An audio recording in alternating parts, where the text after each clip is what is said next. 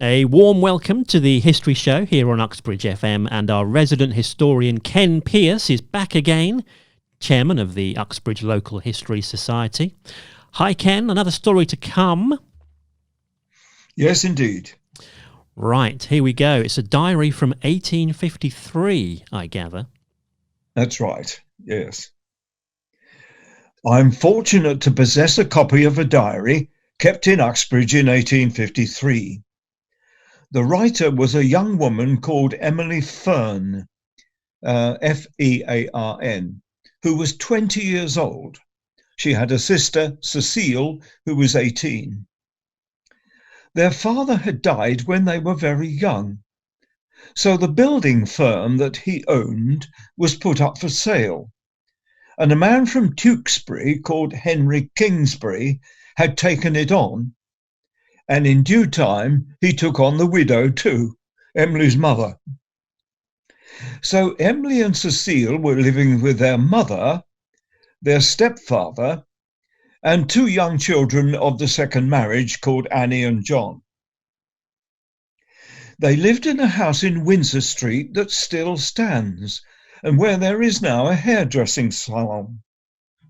The ground floor, of course, is filled with a modern shop front, but looking up, you can see that it was a fine three-storied house. Emily's diary is actually a small lined notebook, and since the first entry is dated the 30th of December 1852, I expect it was a Christmas present, and she decided to use it as a diary. She kept it faithfully for about 7 months, and then it tails off, ending in mid-September. Emily clearly had a good education, having attended a private school run by her aunt.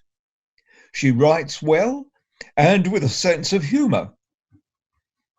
The diary does not cover national or international events, but instead is a daily record of her life in the town about 170 years ago.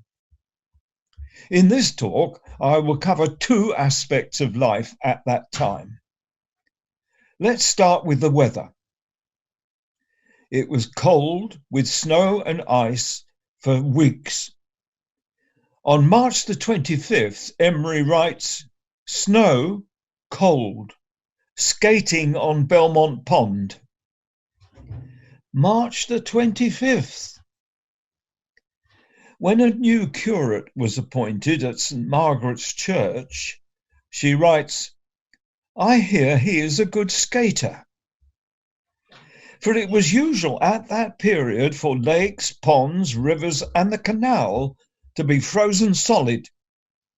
Skating was therefore a popular local pastime, and young people sometimes skating on the canal to London and back. On one occasion, she developed what she called a chilblain on her face. Well, it was a sore place anyway. Now, in Victorian times, everyone wore a hat outdoors. And so, conscious of this blemish, Emily, for a time, wore a hat with a veil until the mark had gone. So it is obvious that winters were much colder than we are used to now today. At the end of March, Emily picked snowdrops and crocuses. You wouldn't find any today at that time. At the southern end of Windsor Street today is a pleasant garden with the town's war memorial at the centre. But the existence of old gravestones there is evidence that it was once the town cemetery, and that was still in use in 1853. Funerals of poor people at that time usually took place on a Sunday afternoon. On any other day, the mourners would have had to take time off work and so suffer a loss of wages, and they just could not afford that. On Sunday, February the 27th, Emily writes, 4 funerals today, one a soldier's funeral. A large concourse of people followed, and for half an hour the street was crowded. The military band played the Dead March in Saul, and 3 shots were fired over the grave. The man's horse walked with the mourners and almost seemed to comprehend the solemn scene, walking with its head down and slow footsteps.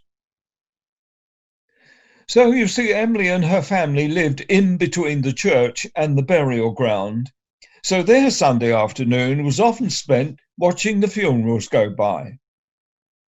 That burial ground was closed 2 years after this because it was full, and a new cemetery for the town came into use off Kingston Lane.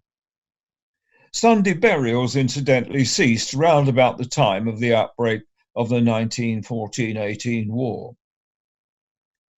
And if you trace your ancestors in Victorian times, don't be surprised to find that they were married on Christmas Day. The important thing was not to lose wages among the poor.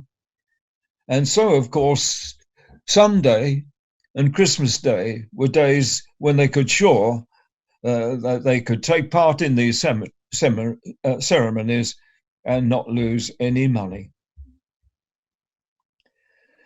I hope to return to Emily's diary on a later occasion.